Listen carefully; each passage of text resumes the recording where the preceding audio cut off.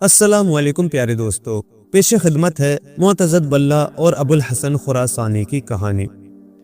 मुअतज़द बल्ला बड़ा आली हिम्मत और शरीफुन नफ्स इंसान था। महज बगदाद में उसके 600 वजीर थे और लोगों की कोई बात उससे पोशीदा ना थी।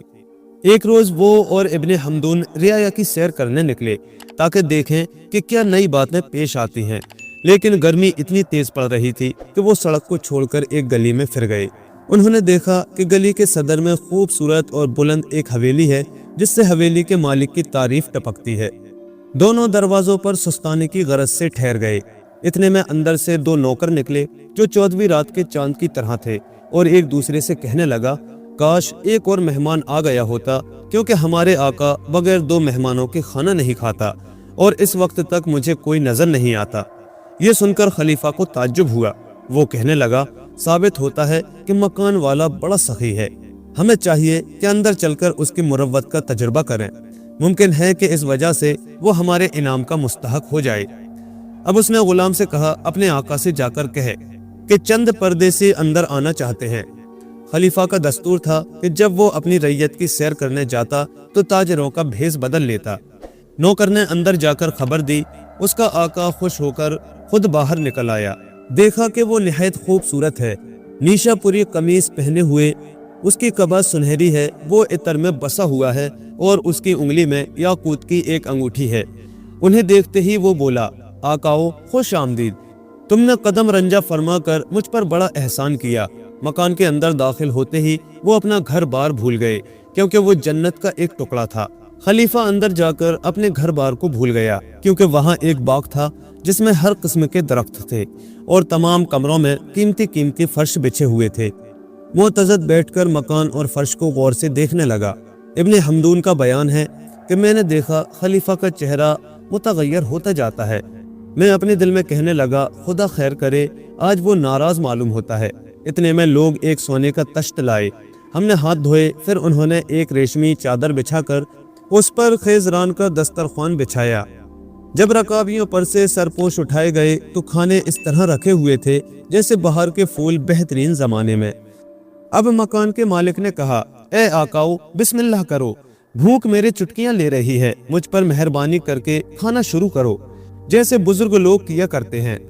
मकान का मालिक मुर्गियों के टुकड़े करके हमारे आगे सरकाते हुए मजाक करता, अशार पढ़ता, कहानियां सुनाता और मजलिस की शान के लायक लतीफे बयान करता। इब्ने हमदून का बयान है कि हम खा पीकर एक दूसरे कमरे में गए, जिसे देखकर अक्ल दंग हो गई। जहां नफीस खुशबुएं महक रही थी, वहां उसने हमारे आगे उम्दा उम्दा फल और मिठाइयां रखी, लेकिन बावजूद उन तमाम बातों के खलीफा की त्योरी बराबर चढ़ी रही और उसके होठों पर मुस्कुराहट तक ना आई।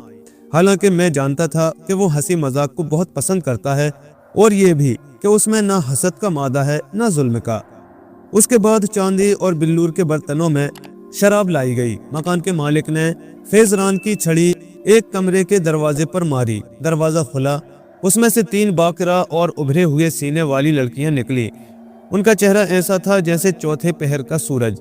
एक सितार बजाने वाली, दूसरे रबाब बजाने वाली और तीसरी नाचने वाली।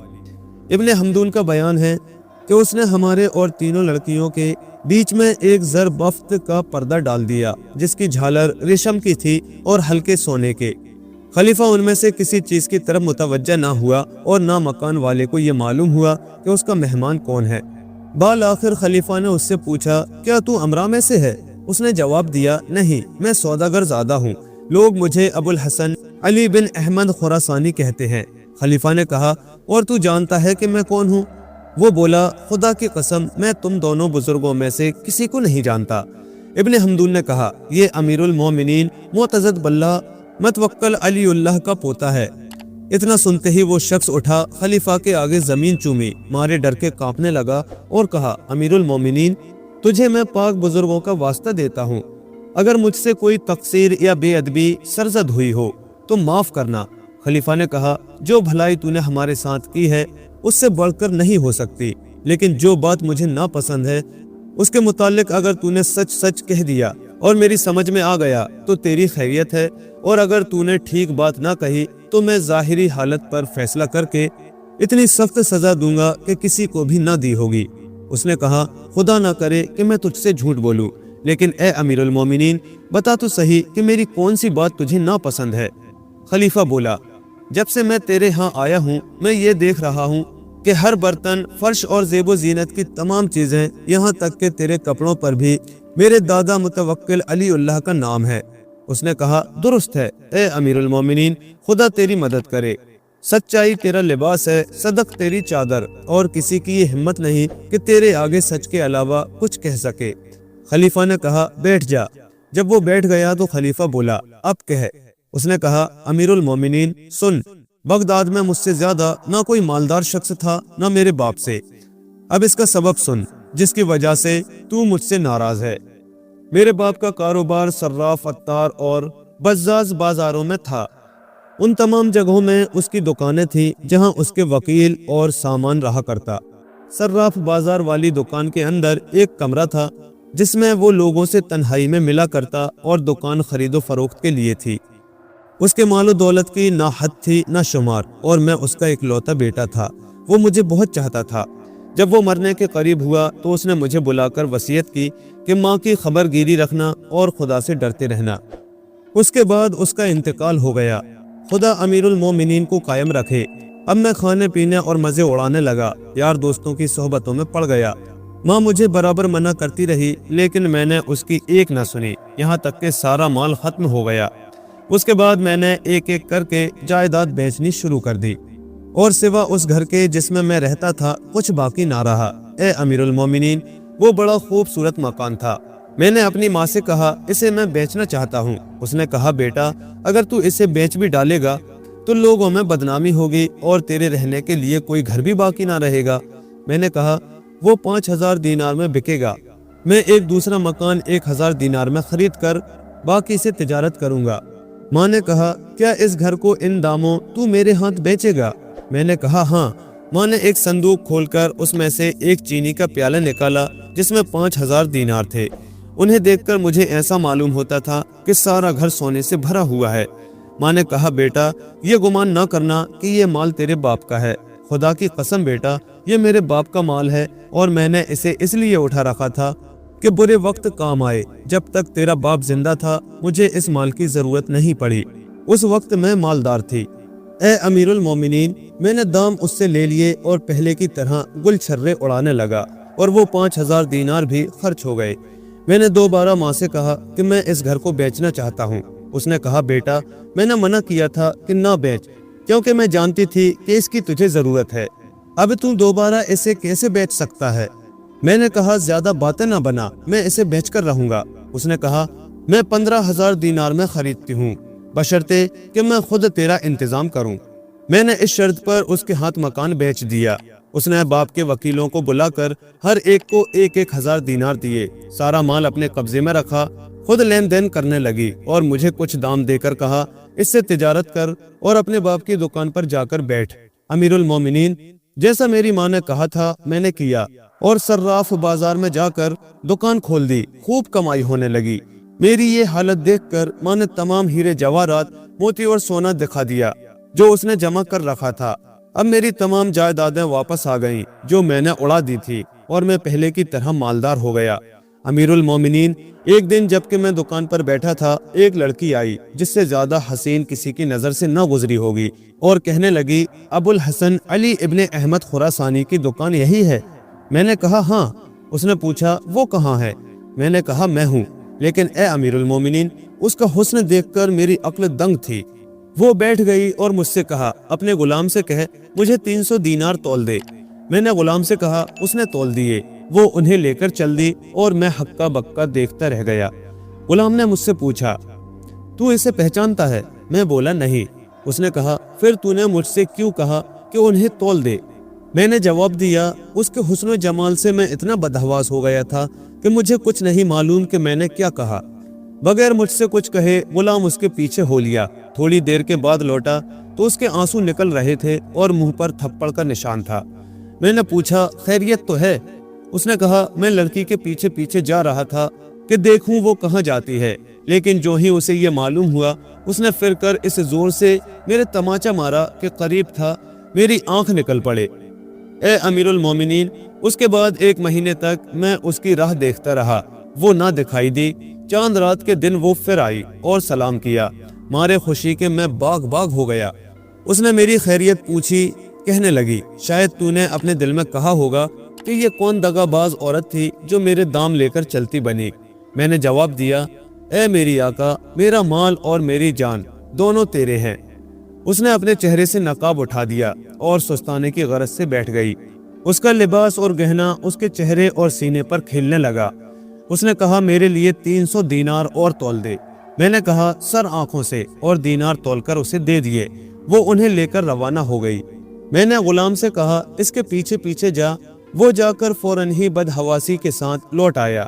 ایک مدت کے بعد وہ پھر آئی، تھوڑی دیر تک مجھ سے باتیں کرتی رہی اور کہا 500 دینار تول دے، مجھے ضرورت ہے۔ میں چاہتا تھا کہ اس سے پوچھوں آخر کس بات پر میں تجھے دام دوں، لیکن اس کی محبت کی وجہ سے میری زبان بند ہو گئی۔ میں نے چپکے سے 500 دینار تول کر اسے دے دیے اور وہ لے کر چل دی۔ اب میں خود اس کے پیچھے پیچھے ہو لیا۔ میں نے دیکھا کہ جوہری بازار پہنچ کر اس نے ایک شخص سے ایک ہار خریدا اور پلٹ کر مجھ سے کہا 500 دینار مجھے تول دے۔ جب ہار والے کی نظر مجھ پر پڑی تو اس نے اٹھ کر میری تعظیم کی اور میں نے اس سے کہا اسے ہار دے دے، دام میں دے دوں گا۔ اس نے ہار دے دیا اور لڑکی ہار لے کر آگے بڑھ گئی۔ ابو الحسن خراسانی کہتا ہے کہ میں اس کے پیچھے پیچھے ہو لیا۔ دیکھا کہ دجلے پہنچ کر وہ ایک کشتی پر جا بیٹھی۔ میں نے زمین کی طرف اشارہ کیا، گویا میں اس کے آگے زمین چومتا ہوں، لیکن وہ ہنستی ہوئی چل دی۔ میں اسے برابر دیکھتا رہا یہاں تک کہ وہ ایک محل میں داخل ہو گئی۔ غور سے دیکھنے پر مجھے یہ پتہ چلا کہ وہ خلیفہ متوکل کا محل ہے۔ اے امیر المومنین، اب میں وہاں سے لوٹا اور اپنے دل میں کہنے لگا وہ میرا مال بھی لے گئی اور عقل بھی، اور اب میری جان بھی اس کی محبت میں چلی جائے گی۔ گھر جا کر میں نے ماں سے سارا ماجرا بیان کیا۔ اس نے کہا بیٹا خبردار، اب اس سے کوئی واسطہ نہ رکھنا ورنہ تو تباہ ہو جائے گا۔ جب میں دکان پہنچا تو میرا عطار بازار والا وکیل آیا جو بہت بوڑھا تھا اور کہنے لگا اے میرے آقا، تیری حالت متغیر کیوں ہے؟ میں نے سارا ماجرا بیان کیا۔ وہ کہنے لگا بیٹا یہ کنیز خلیفہ کی چہیتی کنیز ہے، اب تک جو تیرا مال گیا اس کا دھیان دل سے نکال ڈال، اور اگر وہ پھر آئے تو خبردار اسے منہ نہ لگانا اور مجھے اس کی خبر کرنا تاکہ میں کوئی تدبیر نکالوں جس سے تیری جان بچے۔ جب چاند رات ہوئی تو وہ پھر آئی۔ میں اسے دیکھ کر باغ باغ ہو گیا۔ اس نے پوچھا تو نے میرا پیچھا کیوں کیا تھا؟ میں نے کہا عشق کی زیادتی کی وجہ سے۔ یہ کہہ کر میں اس کے سامنے رونے لگا۔ اس پر اسے اتنا ترس آیا کہ وہ بھی رو پڑی اور کہنے لگی جتنی محبت تیرے دل میں میری طرف سے ہے اس سے زیادہ میرے دل میں تیری طرف سے ہے، لیکن کیا کرنا چاہیے؟ میرے اختیار میں اس سے زیادہ نہیں کہ میں تجھے مہینے میں ایک بار آ کر دیکھ جایا کروں۔ یہ کہہ کر اس نے ایک پرچہ مجھے دیا کہ اسے فلاں جگہ فلاں شخص کے پاس لے جا، وہ میرا وکیل ہے اور جو کچھ اس میں لکھا ہے اس سے لے لے۔ میں بولا مجھے کسی مال کی حاجت نہیں، بلکہ میرا جان مال تجھ پر قربان ہے۔ اس نے کہا میں جلد کوئی نہ کوئی اس کی تدبیر نکالوں گی کہ تیری پہنچ مجھ تک ہو جائے، خواہ اس میں مجھے کتنی ہی تکلیف کیوں نہ اٹھانی پڑے۔ یہ کہہ کر وہ مجھ سے رخصت ہوئی۔ میں نے بوڑھے عطر فروش کو یہ قصہ بھی جا سنایا۔ وہ مجھے متوکل کے محل تک لے گیا۔ میں نے دیکھا کہ یہ وہی محل ہے جہاں لڑکی گئی تھی۔ بوڑھا پریشان تھا کہ کیا تدبیر نکالے۔ اتنے میں اس کی نظر ایک درزی پر پڑی جس کی دکان محل کے جھروکے کے سامنے تھی اور جس میں کئی شاگرد کام کر رہے تھے۔ بوڑھے نے کہا بس اسی سے تیرا مقصد پورا ہوگا، لیکن اپنا گریبان پھاڑ ڈال اور جا کر اس سے کہے کہ اسے سی دے، جب وہ سی دے تو اسے 10 دینار دے دینا۔ میں درزی کے پاس 2 رومی زروفت کے ٹکڑے لے گیا اور کہا ان کی 4 صدریاں سی دے، 2 لمبی اور 2 چھوٹی آستینوں والی۔ جب اس نے صدریاں سی کر تیار کر دی تو میں نے اس کی مزدوری سے کئی گنے زیادہ دام دیے اور اس سے کہا یہ صدریاں اپنے لیے رہنے دے۔ اب میں اس کی دکان پر دیر تک بیٹھا رہنے لگا۔ اس کے بعد اس سے اور بہت سے کپڑے سلوائے اور کہا کہ انہیں دکان کے آگے لٹکا دے تاکہ لوگ انہیں دیکھ کر خریدیں۔ جو کوئی خلیفہ کے محل میں سے آتا اور کسی کپڑے کو پسند کرتا میں اسے بے دام دے دیتا، یہاں تک کہ دربان کو بھی کئی کپڑے دے دیے۔ ایک دن درزی کہنے لگا بیٹا مہربانی کر کے یہ تو بتا کہ تیرا قصہ کیا ہے؟ تو نے 100 کے قریب قیمتی کپڑے مجھ سے سلوائے ہیں جن میں ایک سے ایک بڑھ کر قیمتی ہیں، اور اکثر ان میں سے تو نے لوگوں کو مفت دے دیے۔ یہ تاجروں کا کام نہیں۔ वो तो एक एक दिरहम गिन गिन कर रखते हैं। तेरी पूंजी कितनी है कि तू इस कदर बख्शिशें करता है, और साल में तेरी कितनी आमदनी है? सच सच बता, ताकि मैं तेरी मतलब बरारी में कोशिश करूं। उसके बाद वो बोला, तुझे खुदा की कसम सच बता, किसी पर आशिक तो नहीं? मैंने कहा हाँ। उसने पूछा किस पर? मैंने कहा खलीफा के महल की एक कनीज पर। वो बोला, सत्यानाश करे खुदा उनका, कितने लोगों को उन्होंने परेशान कर रखा है। तू उसका नाम जानता है? मैंने कहा नहीं। उसने कहा उसका हुलिया बयान कर। जब मैंने उसका हुलिया बयान किया तो वो कहने लगा, सत्यानाश हो उसका, वो खलीफा मुतवक्कल की चहेती सितार बजाने वाली कनीज है, लेकिन उसका एक गुलाम है। मैं तेरे और उसके दरमियान दोस्ती करा दूंगा, मुमकिन है उसके जरिए से तेरी रसाई हो जाए। हम यही बातें कर रहे थे कि वही गुलाम आ पहुंचा। ऐसा मालूम होता था कि 14वीं रात का चांद निकल आया। उस वक्त मेरे सामने रंग बरंग जरबफ्त के कपड़े थे जो दर्जी ने मेरे लिए सिए थे। गुलाम उन्हें गौर से देखने लगा, फिर आगे बढ़कर मेरे पास आया। मैंने बढ़कर उसे सलाम किया। उसने पूछा, तू कौन है? मैंने कहा ताजिर। उसने कहा, क्या ये कपड़े बेचता है? मैंने जवाब दिया हाँ। उसने 5 कपड़े पसंद करके पूछा, इन 5 के क्या दाम हैं? मैंने कहा मुफ्त नजर हैं, ताकि तेरे और मेरे दरमियान दोस्ती हो जाए। ये सुनकर वो खुश हो गया।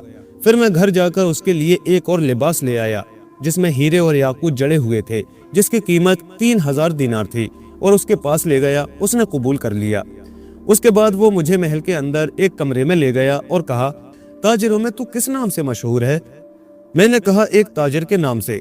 उसने कहा, तूने मुझे शक में डाल दिया है। मैंने कहा ये कैसे? वो बोला, तूने मुझे इतनी बेशबहा चीजें दी कि मेरे दिल पर कब्जा कर लिया, और मुझे यकीन है कि तू अबुल हसन खुरासानी सर्राफ है। ए अमीरुल मोमिनीन, ये सुनकर मैं रोने लगा। उसने कहा, तू क्यों रोता है? वल्लाह जिसकी खातिर तू रो रहा है, उसके दिल में तेरी तरफ से इतनी मोहब्बत है कि तेरे दिल में भी उसकी तरफ से ना होगी, और महल की कनीजों में तुम दोनों का माजरा फैल गया है। उसके बाद उसने पूछा, तू क्या चाहता है? मैंने कहा, मेरी मुसीबत में मदद कर। उसने दूसरे दिन का वादा किया और मैं घर चला गया। दूसरे दिन सुबह सवेरे मैं उसके कमरे में गया। उसने कहा, कल जब वो खलीफा की खिदमत से लौटी तो मैंने उससे तेरा सारा किस्सा बयान किया, और वो तुझसे मिलना चाहती है। शाम तक यहाँ ठहर जा। जब शाम हुई तो गुलाम एक कमीज लाया जो सोने के तारों से बुनी हुई थी, और खलीफा के पहनने की एक पोशाक। मुझे ये दोनों चीजें पहना कर उसने खुशबुओं की धुनी दी, और मैं हूबहू खलीफा की तरह हो गया। उसके बाद वो मुझे एक जगह ले गया जहाँ 2 रवैया कमरे थे, और कहने लगा, ये खास खास कनीजों के कमरे हैं। जब तू यहाँ से गुजरे तो हर दरवाजे पर एक एक फली रख देना। खलीफा हर रात ऐसा ही करता है। गुलाम ने कहा कि फलियां रखते रखते तू कमरों की एक और कतार पर पहुंचेगा जो तेरे दाहिनी तरफ होगी। वहां तुझे एक कमरा मिलेगा जिसका दरवाजा मरमर का होगा। उसे अपने हाथ से छू लेना और अंदर दाखिल हो जाना। वहीं तेरी महबूबा तुझे मिल जाएगी। अब रहा वहां से बाहर आना तो खुदा ये भी मेरे लिए आसान कर देगा, ख्वाह तुझे संदूक ही में बंद करके क्यों ना लाना पड़े। ये कहकर वो तो चल दिया। मैं दरवाजे गिनने और हर दरवाजे पर एक एक फली रखने लगा। जब मैं कमरों के बीच में पहुंचा तो मुझे शोरगुल सुनाई दिया, और शमाओं की रोशनी बढ़ते बढ़ते मेरे पास तक पहुंच गई। गौर से देखने पर मालूम हुआ कि खलीफा है, और उसके इर्द गिर्द शमाएं लिए हुए कनीजें। मैंने एक कनीज को दूसरे से कहते सुना, बहन क्या हमारे 2 खलीफा हैं? एक खलीफा तो अभी मेरे कमरे के पास से गुजरा था। मुझे इत्र की खुशबू आई थी। उसने मेरे दरवाजे पर दस्तूर के मुवाफिक फली भी रखी। अब मुझे फिर खलीफा की शमाओं की रोशनी दिखाई देती है। दूसरी कनीज ने कहा, ये अजीबो गरीब बात है, क्योंकि ये किसी की हिम्मत नहीं कि वो खलीफा के कपड़े पहने। जब रोशनी मेरे करीब पहुंची तो मेरे रोंगटे खड़े हो गए। इतने में एक गुलाम ने पुकार कर कहा, कनीजो इस तरफ आओ। वो सब एक कमरे में दाखिल हो गईं, और वहां से निकलकर मेरी महबूबा के कमरे के पास पहुंची। खलीफा ने पूछा, ये किसका कमरा है? उन्होंने कहा, शजरतुल का। खलीफा बोला, उसे बुलाओ, और उसने निकलकर खलीफा के कदम चूमे। खलीफा ने शजरतुल से पूछा, आज रात पिएगी? उसने जवाब दिया, अगर तेरे कदमों में होंगी और तेरा दीदार होता रहेगा तो मैं पीऊंगी, वरना आज मुझे शराब की ख्वाहिश नहीं। खलीफा ने गुलाम को हुक्म दिया कि खजानची से कहे कि इसे फला हार दे दे, और साथियों से कहा, इसके कमरे में चलो। शजरतुल अंदर गई और खलीफा भी उसके कमरे में दाखिल हो गया। उनके आगे आगे एक लड़की थी जिसके चेहरे की रोशनी उस शमा पर गालिब थी जो उसके हाथ में थी। جب وہ میرے قریب آئی تو اس نے پوچھا یہ کون ہے؟ اس کے بعد وہ مجھے ایک کمرے میں لے گئی اور کہا تو کون ہے؟ میں نے اس کے آگے زمین چومی اور کہنے لگا اے میری آقا، تجھے میں خدا کا واسطہ دیتا ہوں، میرا خون نہ خشک کر بلکہ میرے اوپر رحم کھا۔ یہ کہہ کر مارے ڈر کے میں رونے لگا۔ وہ بولی بے شک تو چور ہے۔ میں نے کہا خدا کی قسم میں چور نہیں، کیا صورت سے میں چور معلوم ہوتا ہوں؟ اس نے کہا اگر تو سچ سچ بتا دے تو میں تجھے پناہ دے دوں گی۔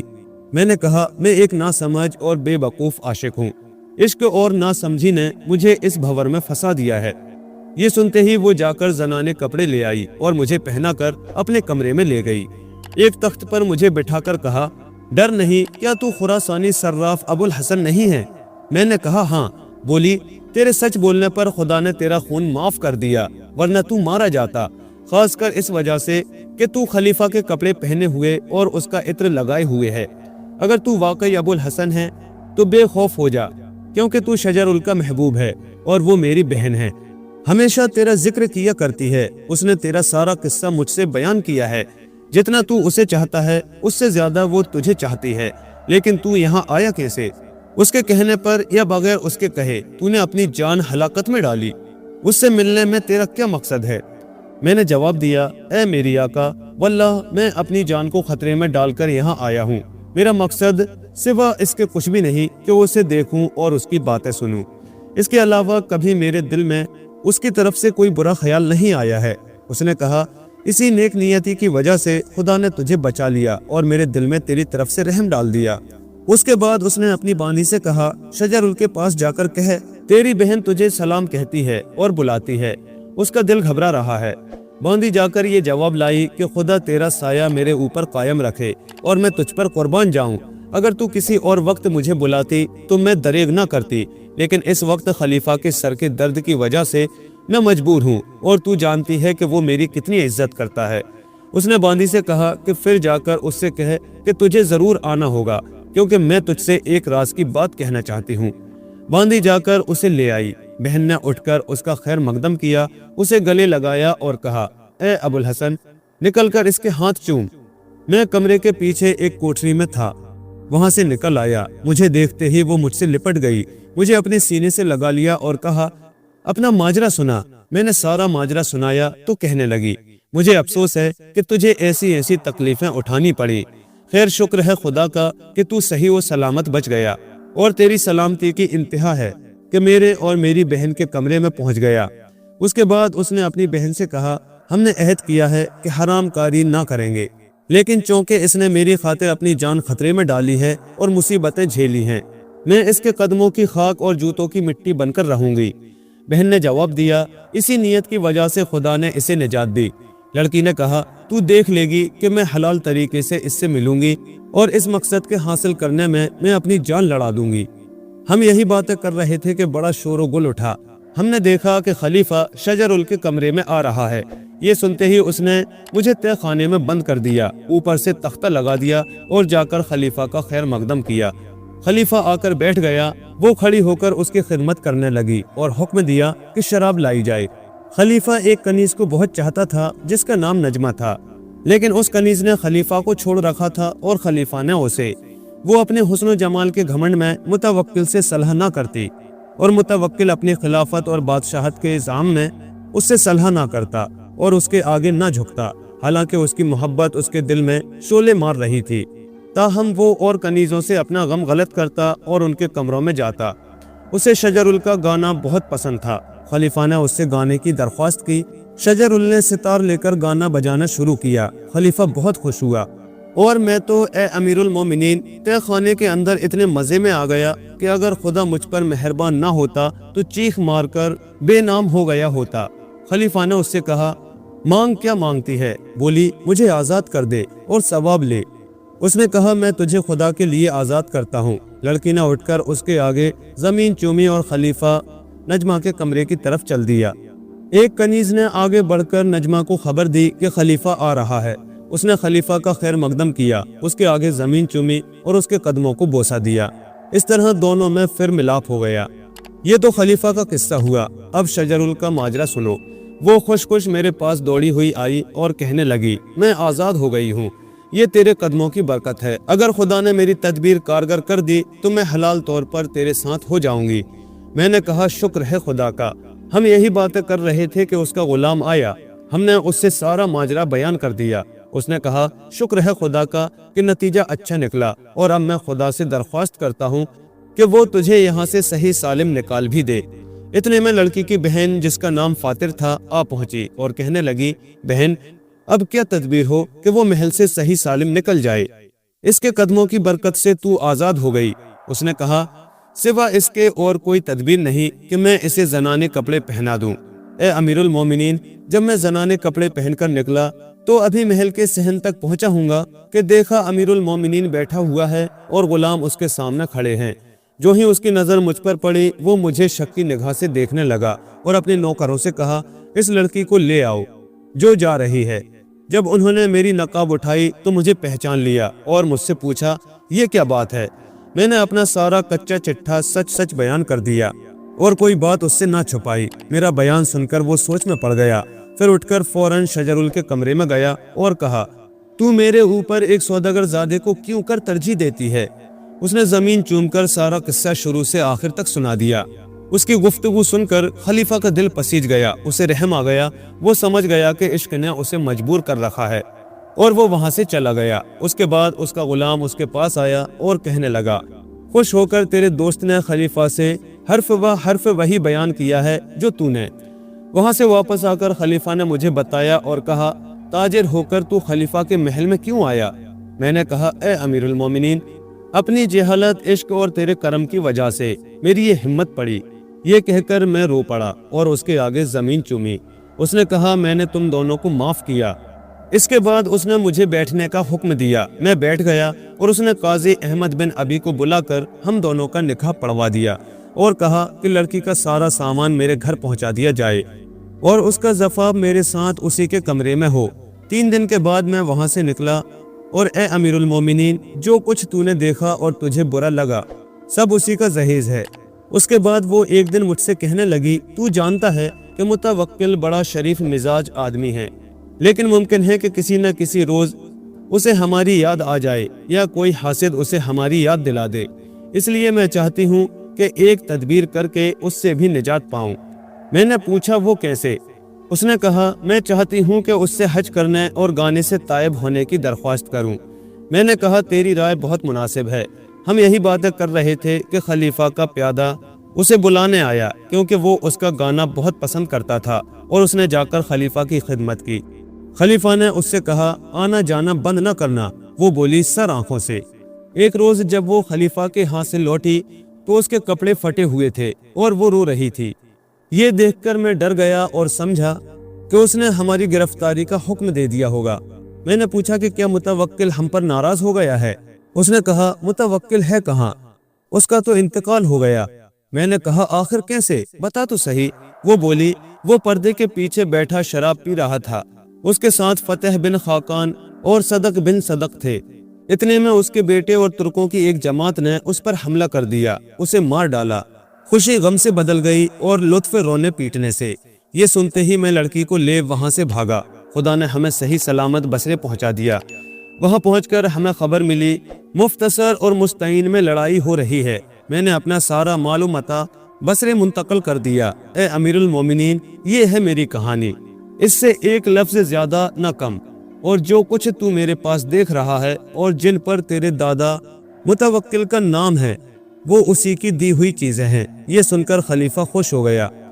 اس کے بعد میں لڑکی اور اس کے بچوں کو خلیفہ کے سامنے لایا۔